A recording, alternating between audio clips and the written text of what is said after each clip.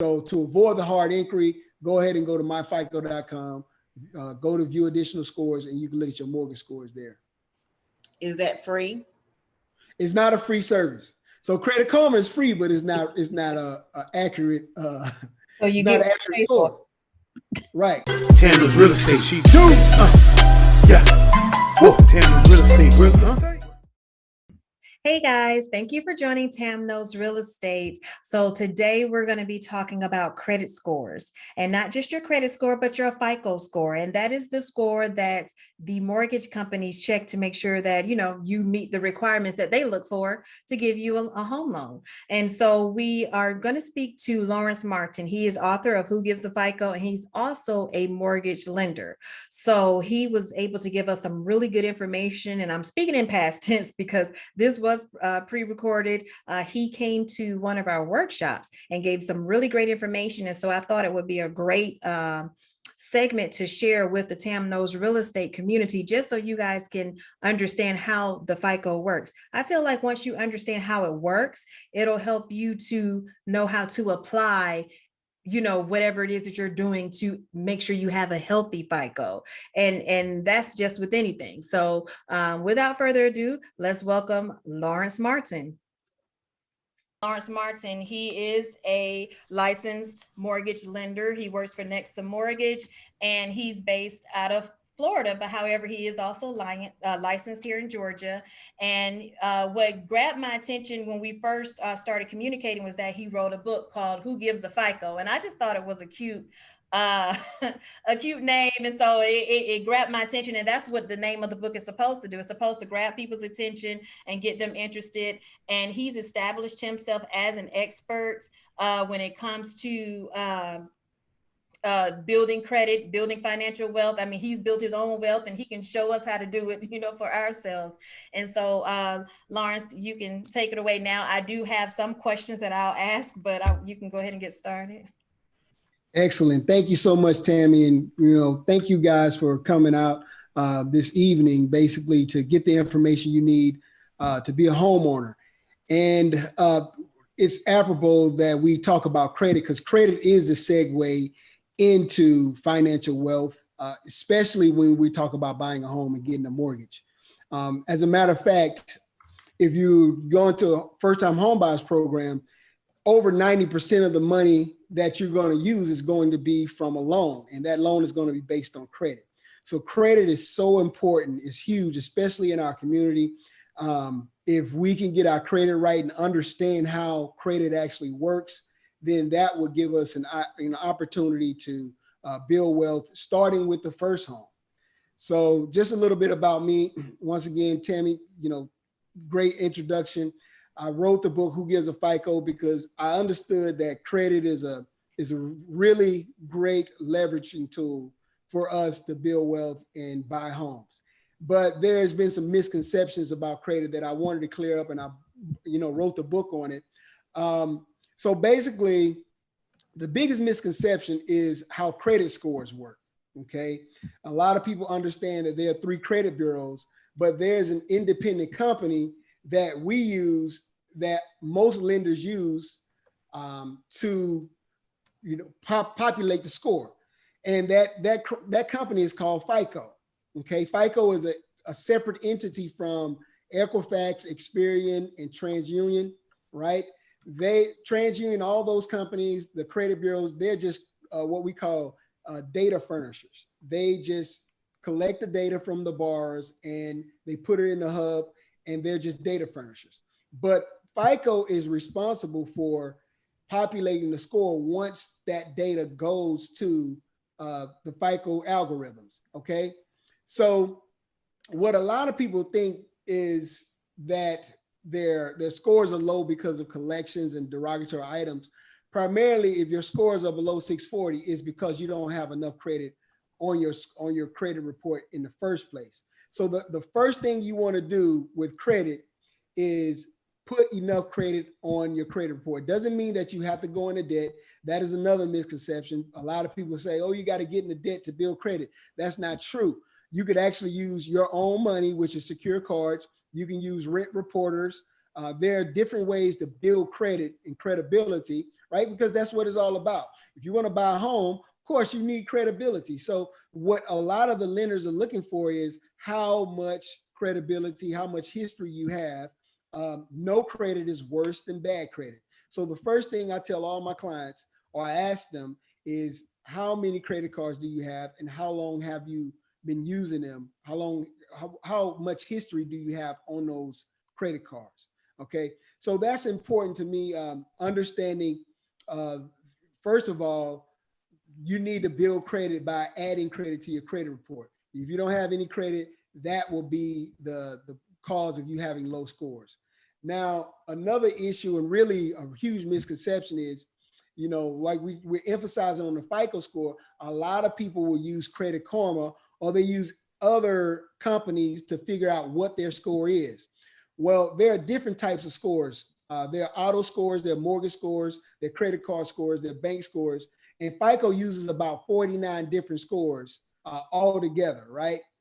Most people don't know that, but in reality, if you're going to get a mortgage, there's a specific FICO score just for mortgages.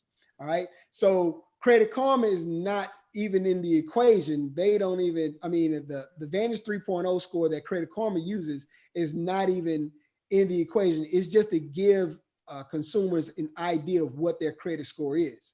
All right. So if you want to check the scores that we use, and I tell all my clients, know your numbers before you apply for a mortgage, because you want to know where you stand and have a better feel for where you stand, being educated so that when you do go to a mortgage broker, you'll understand the process and understand your numbers, right? So the first thing you want to know is, what is my credit score? What is the credit score that the lender is more than likely going to use when I apply for a mortgage? And the place you're going to go is myfico.com, and you're going to go to the View Additional Scores tab, right? And that's where you're going to find the mortgage scores, okay? So just to basically give you myfico.com and then go where? And you're going to go to it's going to be a tab that says View Additional Scores. View additional okay? scores. Okay. That's where you're going to go to get the mortgage scores. Okay. All right. Now, so that's really a huge misconception. A lot of people use Credit Karma to gauge what their score is. Credit Karma typically on the average is going to be off 30, 40 points. Typically it's going to be 30, 40 points higher than your FICO score. And some people are shocked by that. Like they'll say, hey, I got a 700, and they find out it's like really a 650, right? When they check their FICO score. Because if you're a first-time home buyer, you got to understand the FICO score for mortgages is going to calculate if you've had a mortgage in the past. If you haven't, then you're not going to get any points for that. So that's the reason why that 30 or 40 points is typically missing. Now, if you've had a mortgage before and you've paid on time, then of course, your mortgage score possibly will be higher than your actual Credit Karma score. All right. If you had a mortgage more than 10 years, you'll probably get more points for mortgages because that's what it's specifically set up to do. All right. So the first thing, like I said, go make sure you have at least 3 credit cards. All right. And basically, if you're below 640, you need to add secure cards anyway, because more than likely you won't get approved for any of the unsecured cards. And that's just an indication. You just think about this. If the credit card companies won't approve you for a credit card, with your current credit, then what do you think about the mortgage companies approving you for a mortgage, right? So there are exceptions to the rule, but there's what we use is a automated underwriting system, and it's pretty much the same way. It's set up to mitigate risk. Okay, it's set up to see how risky of a borrower you are, how likely are you to pay the loan back. So this is another huge tip. If you have late payments within the last 12 months, that's going to put you in another a risk class. Okay, so you got to understand. So the first risk class is not having enough credit, and this is what we call a thin FICO profile, when you have less than 3 credit cards. But then if you have late payments account for 35% of your score. Okay, paying on time accounts for 35% of your score. So this is the hugest category out of the 5 that I'm going to talk about tonight about the FICO, how the FICO how a FICO score actually works. So the first one is on-time payments. It counts for 35% of your score. If you've been late within the last 12 months, it'll take you 9 months of on-time payments just to get back to where your scores originally was. So you want to make sure you watch late payments at all costs. Late payments will hurt your score probably worse than a collection, because it's all about a system of what have you done for me lately, and it's all about what activity is going on recently. So if you've been late recently, you're showing them that you will possibly be late the next month. And if you continue the trend, then your scores will continue to digress and go down. All right. So the second category, which is 30% of your score, is utilization. Now, a lot of people say, make sure you don't go over 30% utilization. The reason why they say that is because in most cases, if you go over 30%, that's when your scores are really going to start deteriorating, right? But that's not the best option. Really, if you want to stay in the 700-800 credit score range, you want to stay at least the 5 to 6%, right? That's where your scores are not adversely affected by the utilization being so high. So you keep it 5 to 6%. And also there are two subcategories within utilization, which is revolving and transactor. So if you're a transactor, you're just using the card to basically for purchases, and then you pay it off. That's a good sign that you're just going to use the card and pay it off. If you're building credit, I would advise you to leave a little bit on there, maybe like at least $5, just to basically show that it's active. Okay. And then there's a revolve. There's a person that they never pay off their bill on time. They just continue to use it, and they pay the minimum balance. All right. So that will affect your credit adversely if you're the type of person that, you pay it, you pay the minimum balance, and then you just continue to rack up the debt on the credit card. That will hurt your credit score over time, over a period of time. So be careful with that. Okay. Now, as it relates to mortgages, a lot of people get caught up in collections. And I will tell you right now, collections are not a huge deal outside of if you can get them removed, it'll help your score. But as it relates to giving approval, it really is not a big deal, especially when we're talking about like collections under $2,500. On an FHA loan, the underwriter will disregard that collection. Charge-offs as well, okay? So just to be clear, collections are not a huge deal when it comes to underwriting. However, if you can get those collections removed from your report, you're typically going to see about 30 to 40 points of an increase on your credit report if you can get those collections removed. Now, we'll tell you, a lot of people, they will try to pay it off, but I wouldn't advise you to pay it off at that point. You can actually hurt your credit if you try to pay it off, because it re-ages the account. It makes it seem like it's a brand new account. It brings in new activity on the account, especially if the account is, let's say, 4 or 5 years old and it's about to pass the statute of limitation. You need to make sure that you don't touch it. Just if you can negotiate and settle to the point where they will take it off and put it in writing, then go ahead and do that. And make sure you get it in writing, because a lot of these collection companies, once they get their money, they'll pretty much dip on you. So, just to be clear, it's not in the collection amount, right? It's not in the collection being on the credit. But, if you pay it and you're expecting your scores to increase, it's not going to work, right? It's just going to show that it's a collection that was paid. So a lot of people try to pay it and expect their scores to go up, but actually it's not. You're just basically throwing money away at that point. All right. We got any questions at this point? I know I'm going a little fast. I don't want to lose anybody on here, but everybody good? Okay, I do. I thought I was unmuted. I was asking a question. Okay, go ahead. So you probably said it, but when you were speaking about the collections, you're saying, so are you saying to pay it off, or is it worth it to pay it off? Or will the mortgage companies look for that to be a zero balance, even though it's not going to necessarily affect your score? Right. Good question. So I want to make sure we're clear on this. So when it comes to underwriting, when it comes to getting approved for the loan, you won't need to pay that collection if it's $2,500 or less, Okay. right? If it's a collection, $2,500 or less.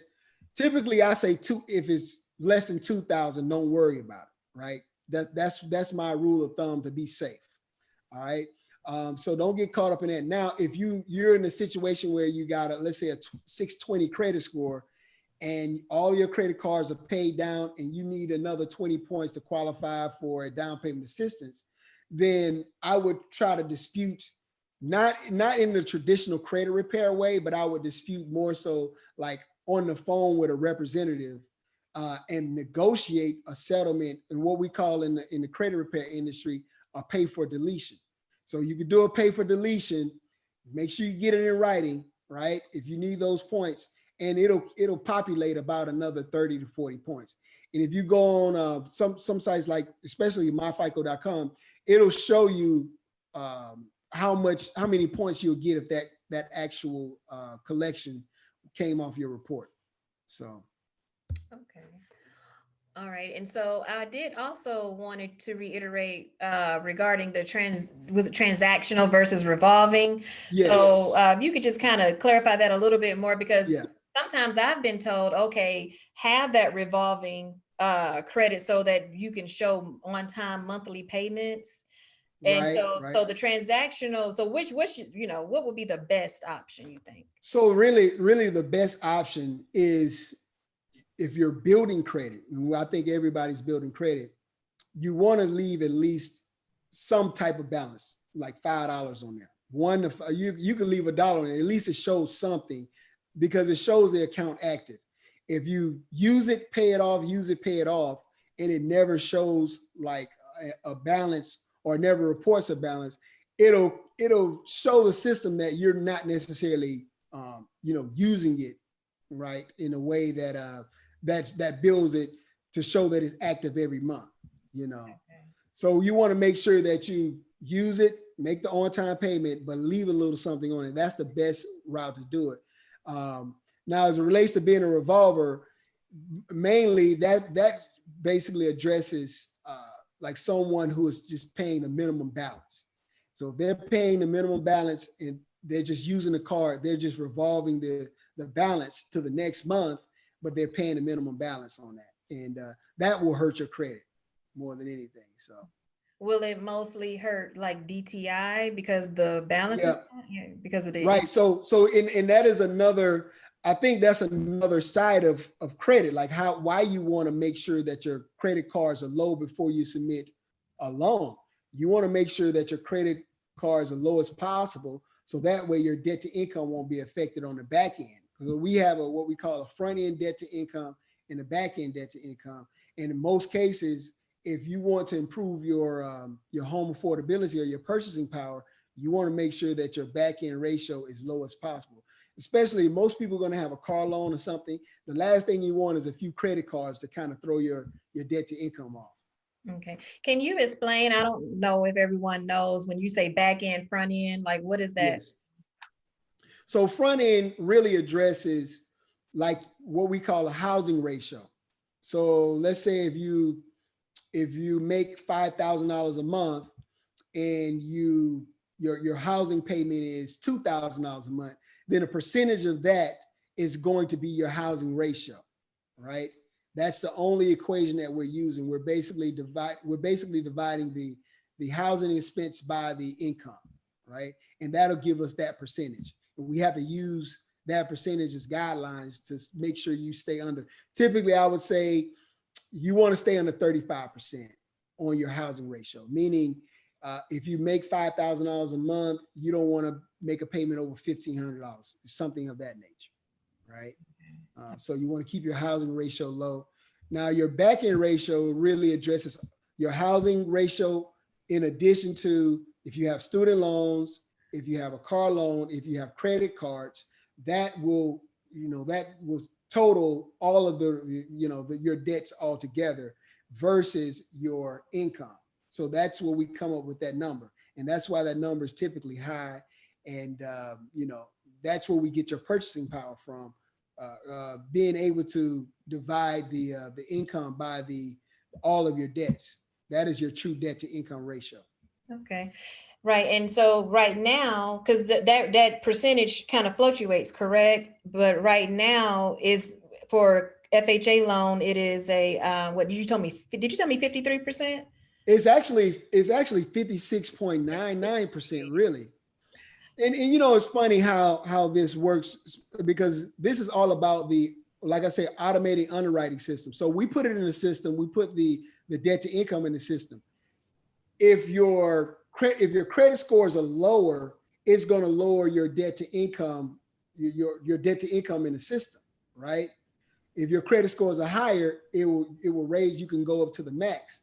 Another side of it is, if you don't have cash reserves, that's going to affect your debt to income as well, or affect, you know, how high we can go on your debt to income ratio. So those are really the three things that you have to watch: your how much cash you have in the bank or cash reserves, your credit scores, whether they be over 640 or not, and also your let's see, your credit scores, your cash, and your cash flow. So basically your monthly, how much you're making per month, you know, that will determine as well, you know, how we calculate everything from your debt to income. Okay, I don't want to hog all the questions, but I do have one more. So with regard to credit score, let us know what's the requirement now for FHA versus conventional with your company. So we can go as low as a 580, and conventional, we can go as low as a 620. All right. Preferably on every file, I would say if it's below 640, there's a reason why some lenders will only go with a 640, because 640 is where all of the risk is kind of lowered. Like some of credit kind of carries all of the other risks. So if you are below a 640 credit score, then you become a very risky borrower, right? So what we have to do is have what we call compensating factors to compensate for the fact that your credit scores are low. So you may have to have more cash reserves, right? You may have to have what we call a verification of rent for 12 months, right? The underwriter may ask for a little bit more documents or conditions when your scores are that low. So to make the process smooth as possible and open up your options, I would recommend a 640 credit score. Okay. You know? All right. And specifically with Nexa, do you all still have the down payment assistance? Is that like a 660? You would have to have a 6. Yeah, well, the 640 will give you, it starts at a 640, but we'll go up to a 45% debt to income ratio, which that will limit your buying power, right? So if you have a 660, then you can go up to a 56%, all the way up to a 56% for the down payment assistance program.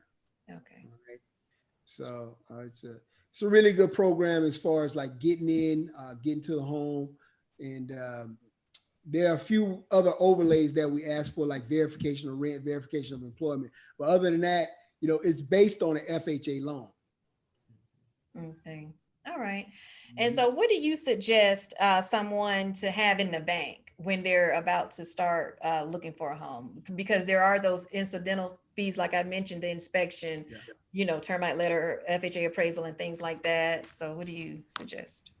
I would suggest at least having $10,000. Even if you get down payment assistance, closing costs, it's still good to have funds just in case, like other things may come up, right? But when you're pricing it out, is at least to have $10,000 in the bank at bare minimum, you know. So that way, and it really depends on the price point. I'm just basing that on the average homes sold in our markets. So if you're looking at $250,000, $300,000 home, you basically want to have 3 to 4% of that, you know, in the bank. And so that way, if we get seller concessions or we get down payment assistance, you'll still be covered in the additional closing costs. Okay. All right. Are there any more questions? Or did I ask all of them? I think you did. Cool. But they were good Well, I mean, questions. They were I very good. want to make sure that we, go over like just basically some of the questions that they may have, like Okay. hard increase and soft increase. Mhm. Why I tell people, hey, if you don't know what your credit score is, don't go to a mortgage broker to get a hard pull on your credit. And don't freak out and say, oh, my score is going to drop 40 points. Your credit score is not going to drop 30, 40 points for a hard increase, but it will drop a little bit. And it's not even about the scores dropping at that point. It's really about the fact that you have increase on your credit report when you're submitting a file, and it just raises other questions of like the underwriter asking questions about the increase.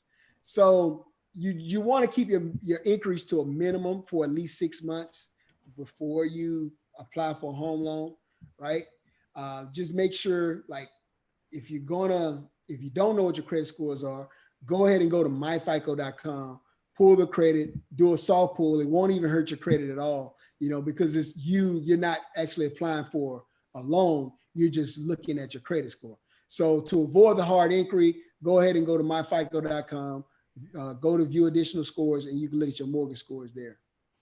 Is that free? It's not a free service. So Credit Karma is free, but it's not a accurate. So you it's get not an accurate score, right? But my FICO is, I believe it's like $39. They have different versions of it. Get the 3B report, right? And that's where but they give you all the scores that you want. Like if you're applying for an auto loan, they give you the scores for the auto loan, so.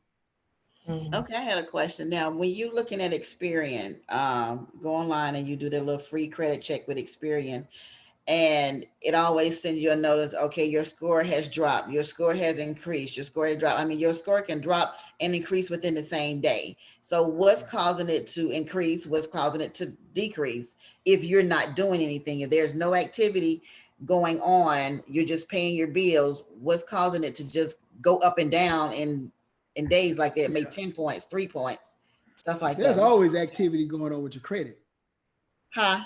There's always activity. You may not be doing anything, but there's always activity going on with your credit. Okay. So because your credit score is based on data, right? Like data can change, any minute. A creditor can decrease your credit limit. That'll cause your score to drop. Somebody could not report something on time, right? And let's say if they don't report something, that may cause your score not to go up. So there are so many variables to it, but you definitely have to, watch it and keep an eye on it, and just follow those alerts. Make sure that your report is, reporting accurately. Okay. Thank you. Mm-hmm. So what is that score on Experian? Because I know if you're going straight to the source, Experian or TransUnion, you're expecting that to be an accurate score. But I've seen where we pulled that Experian and saw them, but when the mortgage company pulled it, it was several points lower. So what? Okay, so the credit bureaus are separate entities from each other, and they're separate entities from the FICO company, right? They don't have the real scores. Now, Experian, they do have a contract with FICO.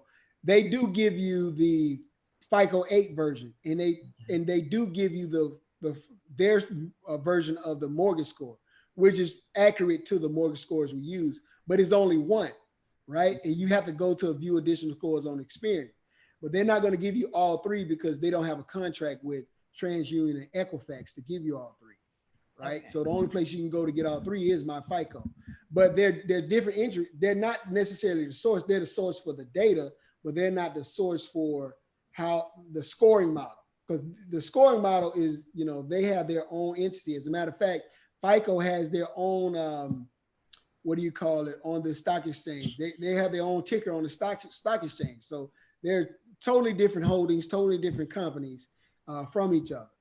So So now here's the thing about the bureaus. The bureaus actually, they do control like the Vantage 3.0 score. But that score is totally different. That's the one that Credit Karma actually uses. So, yes. Okay. So it's a different scoring model. So you have the credit bureaus who are the data furnishers. Then you have the scoring models. I got it. Hey, and thanks again for joining us today for Tam Knows Real Estate. I hope you got some really good information. Lawrence is so knowledgeable in FICO scores and what you need and how to get approved. So I hope that the information that he gave is going to be helpful to you. And if you have any questions, of course, always give me a call.